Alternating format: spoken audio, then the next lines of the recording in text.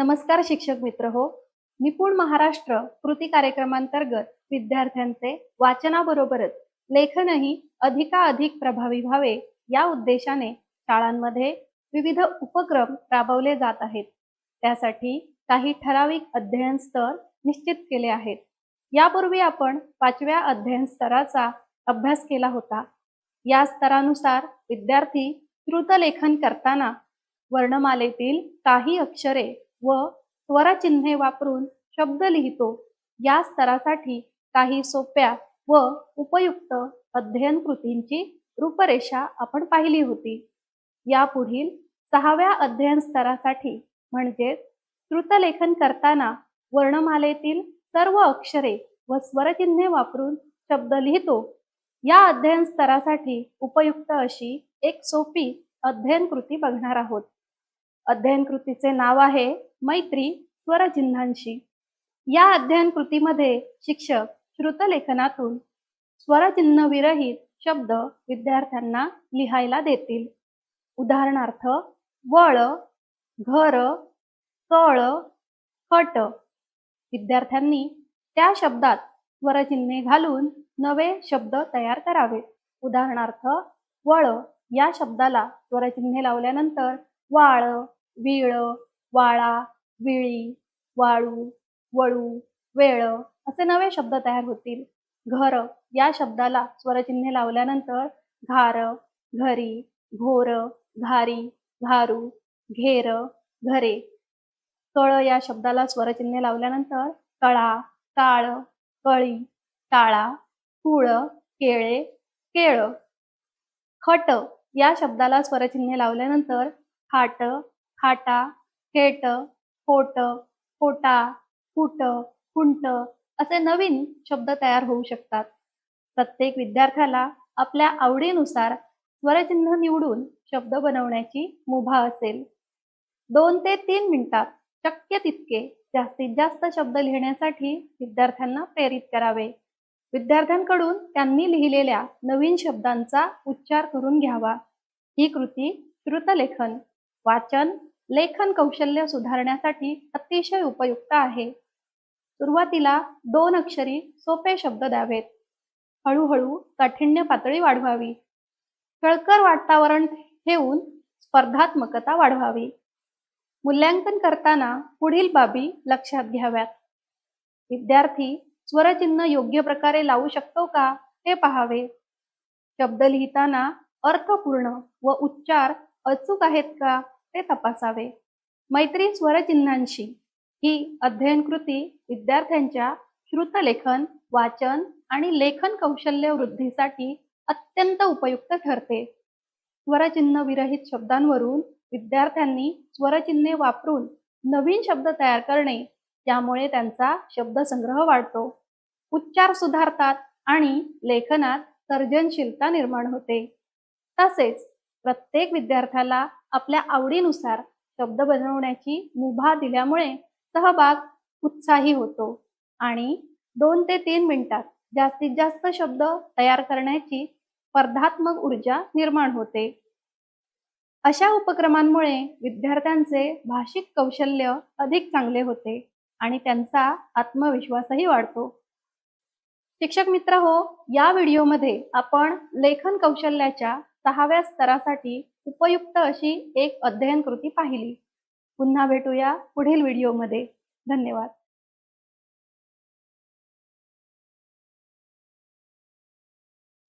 मित्र हो, आतापर्यंतच्या प्राप्त झालेल्या व्हिडिओमधून आपण स्तर क्रमांक 6च्या पहिल्या कृतीपर्यंत माहिती करून घेतली. आता आपण स्तर क्रमांक 6 कृती क्रमांक 2 साठीच्या महत्त्वपूर्ण कृती अभ्यासूया.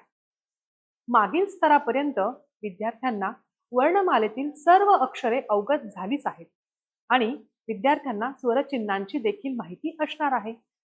आता विद्यार्थ्यांना वर्णमालेतील सर्व अक्षरांचा आणि सर्व स्वरचिन्हांचा वापर करून अचूकरित्या श्रुतलेखन करण्यासाठी आपल्याला मार्गदर्शन करायचं आहे.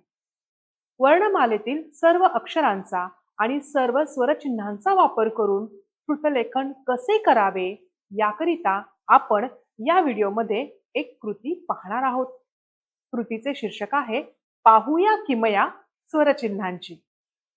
शिक्षक मित्रांनो, या ठिकाणी आपल्याला विद्यार्थ्यांना एक चित्र दाखवायचं आहे आणि त्या चित्राला संबंधित असणारे काही अक्षरे विद्यार्थ्यांना दाखवायची आहे. तुम्ही स्क्रीनवर पाहू शकता, येथे एक लाल गुलाबाचे चित्र आहे आणि या चित्राच्या समोरच काही अक्षरे देखील दिलेली आहेत, जसे की ग, ल, ब, ल, ल, अ, स, त. या ठिकाणी आपल्याला विद्यार्थ्यांना चित्राकडे बघून दिलेल्या अक्षरांना योग्य ते स्वरचिन्ह लावण्यासाठी योग्य ते मार्गदर्शन करायचं आहे. जसे की चित्रामध्ये आपण गुलाबाचं फूल पाहत आहोत, तर ग या अक्षराला उकाराचे स्वरचिन्ह जाईल, तर ल या अक्षराला आचे स्वरचिन्ह जाईल. म्हणजेच आपण हा शब्द गुलाब असे लिहू शकतो. गुलाबाच्या फुलाचा रंग येथे आपल्याला लाल दिसत आहे, म्हणून ल या अक्षराला आची मात्रा जाईल. म्हणजेच ल ल हे अक्षर आपण लाल असे लिहू शकतो. आणि शेवटी त ला ओ चे स्वरचिन्ह जाईल, म्हणजेच आपण हे अक्षर अ स तो असे लिहू शकतो. म्हणजेच विद्यार्थ्यांना या गुलाबाच्या चित्राकडे बघून गुलाब लाल असतो असे वाक्य लिहिता येईल. विद्यार्थ्यांना चित्राकडे बघून योग्य अक्षरांना योग्य ते स्वरचिन्ह लावण्यासाठी आपल्याला मार्गदर्शन करता येईल. मित्रांनो, आपण अजून एक उदाहरण अभ्यासूया. आता स्क्रीनवर आपण दुसरे चित्र पाहू शकता.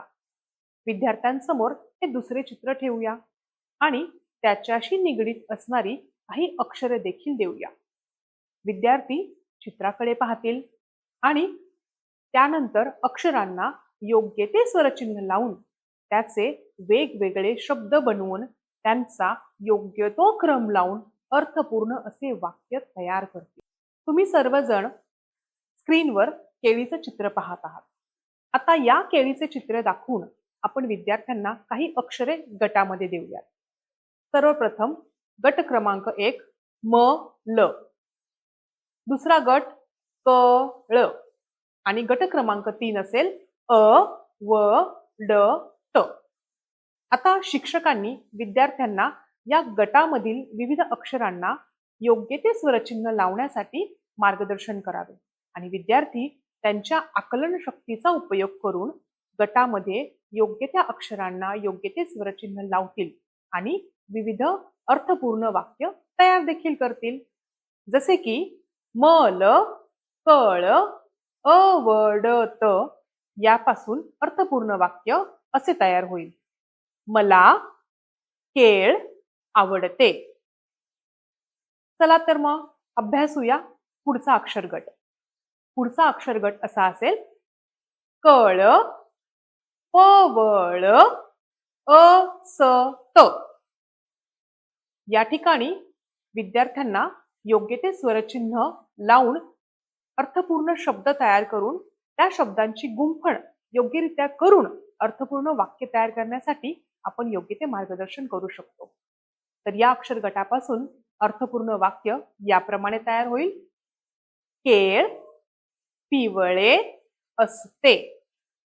केळ पिवळे असते. चला तर केळीचे चित्र पाहून आपण अजून एक अक्षर गट अभ्यासूया. पुढील अक्षर गट आहे कळ गड असत आणि योग्य स्वरचिन्हांची निवड करून हे अर्थपूर्ण वाक्य याप्रमाणे तयार होईल. केळ गोड असते. केळ गोड असते. शिक्षक मित्र हो, विद्यार्थी त्यांच्या आकलन शक्तीचा उपयोग करून योग्य त्या अक्षराला योग्य ते स्वरचिन्ह लावून अर्थपूर्ण असे शब्द तयार करतील आणि मग शब्दांचा योग्य तो क्रम लावून वाक्य देखील तयार करतील. याप्रमाणे आपण विद्यार्थ्यांना एका चित्रापासून अनेक वाक्य तयार करण्यासाठी प्रेरित करू शकतो आणि यामुळे विद्यार्थ्यांचे वाचन त्याचप्रमाणे लेखन कौशल्य देखील सुधारू शकते. आपल्या शाळेमध्ये भाषा पेटी आणि निपुण पेटी उपलब्ध आहेत आणि या पेटीमध्ये विविध प्रकारचे साहित्य आहे. शिक्षक मित्रांनो, आपण त्या साहित्यांचा वापर करून विद्यार्थ्यांच्या लेखन कौशल्यामध्ये प्रगती करू शकतो.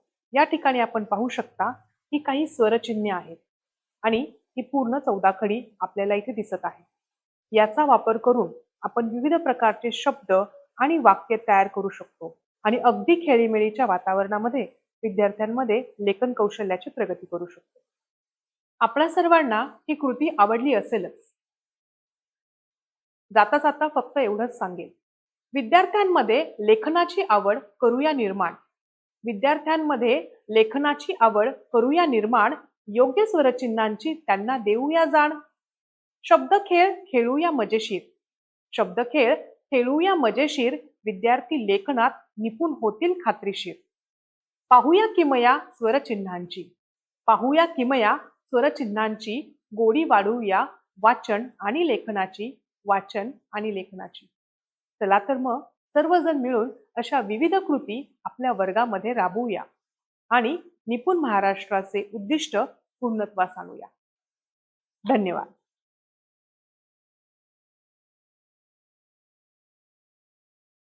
नमस्कार शिक्षक मित्र हो.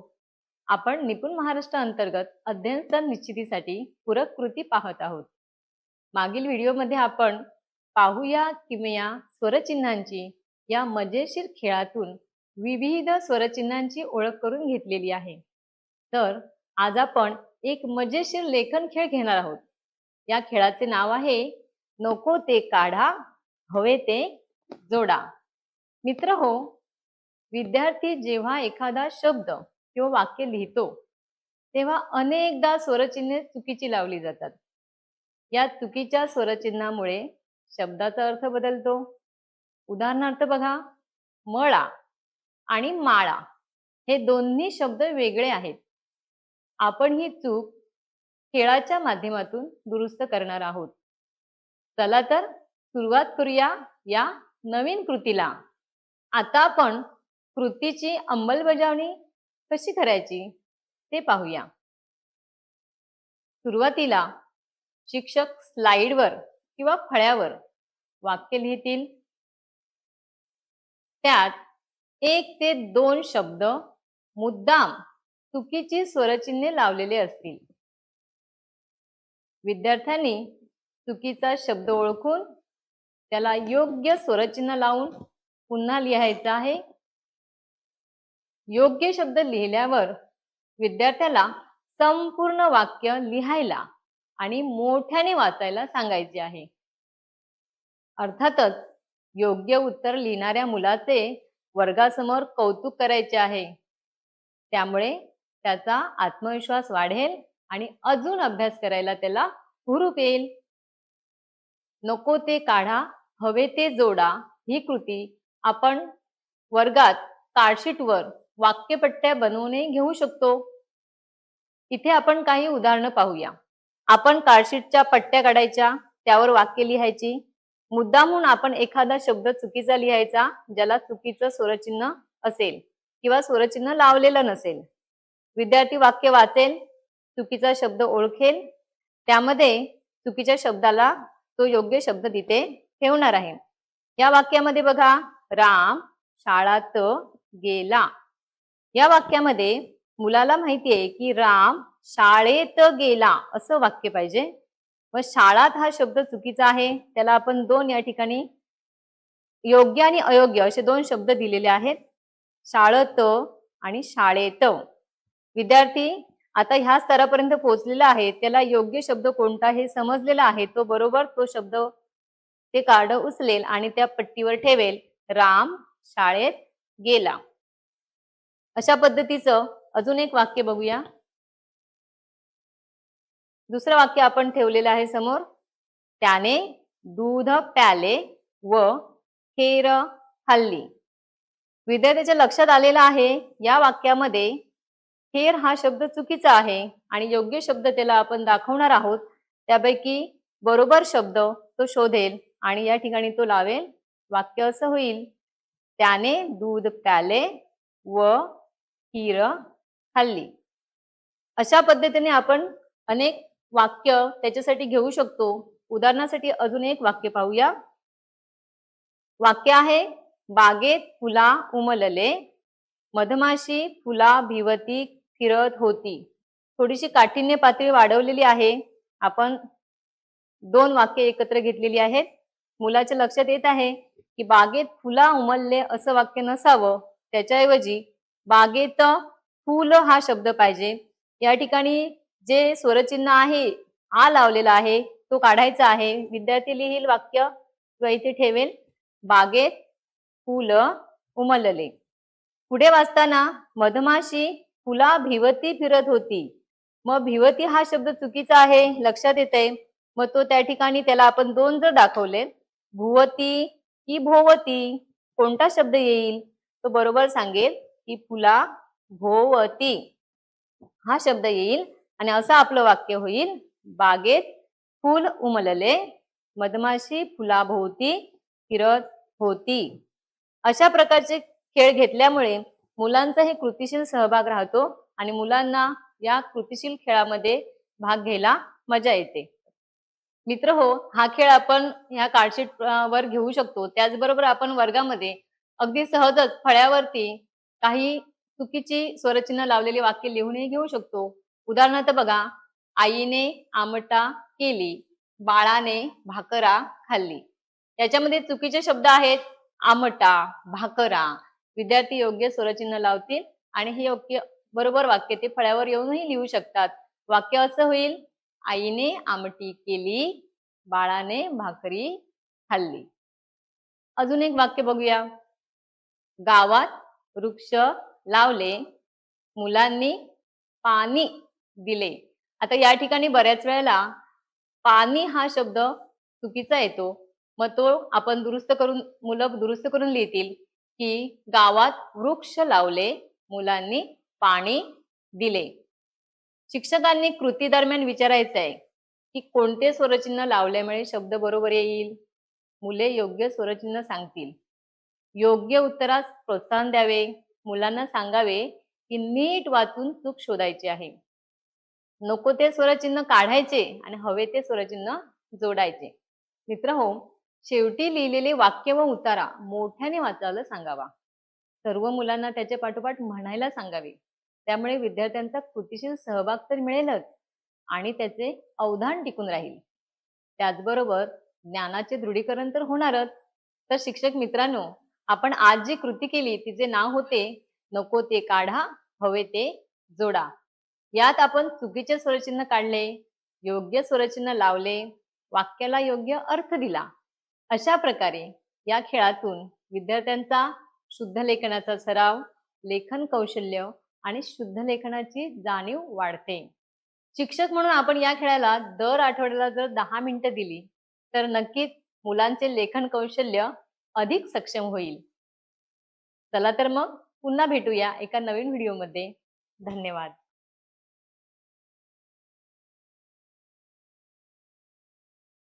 नमस्कार शिक्षक मित्रांनो, आपण निपुण महाराष्ट्र अभियान अंतर्गत लेखन कौशल्य विकसित करत असताना 6वा स्तर अर्थात श्रुतलेखन करताना वर्णमालेतील सर्व अक्षरे व स्वरचिन्हे वापरून शब्द लिहितो. या स्तरासाठी काही कृती बघितलेल्या आहेत. आता आपण या स्तरावरून विद्यार्थ्याला पुढच्या स्तरावर म्हणजेच 7वा स्तर अर्थात श्रुतलेखन करताना सर्व अक्षरे स्वरचिन्हयुक्त व जोडाक्षर युक्त शब्द लिहितो. या स्तरापर्यंत घेऊन जात असताना सहाय्यभूत होईल अशी एक कृती या व्हिडिओच्या माध्यमातून बघणार आहोत. कृतीचे नाव आहे शब्दबाण लक्षभेद. या कृतीमध्ये आपण विद्यार्थ्यांना स्वरचिन्हांसह प्रथम अनुलेखन व शब्द ओळख झाल्यानंतर एक एक शब्द लिहायला घालावा. शब्द स्पष्ट व सुयोग्य आवाजाच्या पातळीत उच्चारावा. टप्पा पहिला, स्वर ओळख. यासाठी शिक्षकांनी स्वरांनी सुरू होणारे 5 ते 7 शब्द श्रुतलेखनासाठी द्यावेत. उदाहरणार्थ आंबा, इमली, ऊस, ऋतू, एकता, ओढा, औषध. विद्यार्थ्यांनी स्वर योग्य लिहिणे हे आपलं या कृतीमधून लक्ष असणार आहे.